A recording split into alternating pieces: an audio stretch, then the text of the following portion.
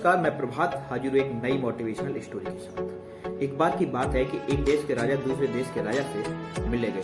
जब पहले देश का राजा दूसरे देश के राजा के पास पहुंचे तो उन्होंने काफी स्वागत किया। 2-3 दिन बीतने के बाद जब पहले देश के राजा ने दूसरे देश के राजा से विदा लेनी चाही तो उस देश के राजा ने पहले देश के राजा को 2 तोते उपहार स्वरूप दे दिए। दोनों तोतों को लेकर पहले देश के राजा अपने राज्य में आ गए और बगीचे में आकर उन दोनों तोतों को रखवा दिया। साथ ही एक व्यक्ति को इसलिए वहां रख दिया कि वो उन तोतों की देखभाल कर सके और उनको उड़ना सिखा सके। दोनों तोते प्रतिदिन पिंजरे से बाहर आते, उड़ना सीखते, फिर पिंजरे में चले जाते।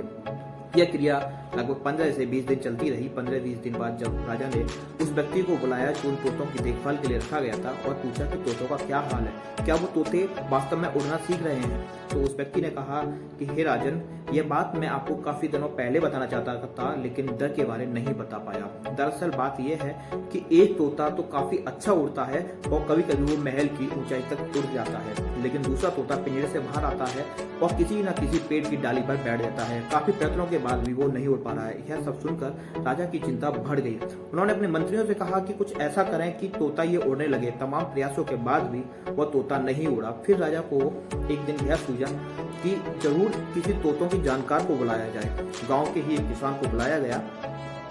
किसान ने आते ही कुछ ऐसा किया कि वो तोता भी उड़ गया। तभी किसी दरबारी ने राजा के पास जाकर कहा कि हे राजन, वह तोता भी उड़ गया है, चमत्कार हो गया। जब राजा ने उस किसान को बुलाया और पूछा कि आपने ऐसा क्या किया कि ये तोता भी उड़ गया, तो किसान ने कहा कि राजन, मैंने वो किया जिसकी वजह से ये तोता नहीं उड़ पा रहा था।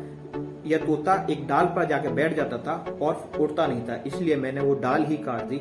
अब यह तोता उड़ रहा है। 2-3 दिन के बाद ही ये देखा गया कि वो डाल पर बैठने वाला तोता पहले तोते से भी तेज और ऊंचाई तक उड़ने लगा। तो कभी कभी हमारी जिंदगी में भी ऐसा ही होता है कि हम किसी डाल पर बैठ जाते हैं जो कंफर्ट जोन होती है और हमें कुछ भी नया करने की रिस्क लेना नहीं चाहते। जिस प्रकार से तोता कंफर्ट जोन पर जाकर उड़ने की रिस्क लेना नहीं चाहता था, ठीक उसी प्रकार हम भी कंफर्ट जोन में जाने के बाद कुछ नया करने की रिस्क लेना नहीं चाहते। अगर आपके सपने बड़े हैं, आप कुछ करना चाहते हैं, तो कंफर्ट जोन से बाहर आइए और कुछ कीजिए। कहीं ऐसा ना हो कि हमें और आपको भी कंफर्ट जोन से बाहर निकालने के लिए हमारे कंफर्ट जोन की जो डाल है उसको काटना पड़े।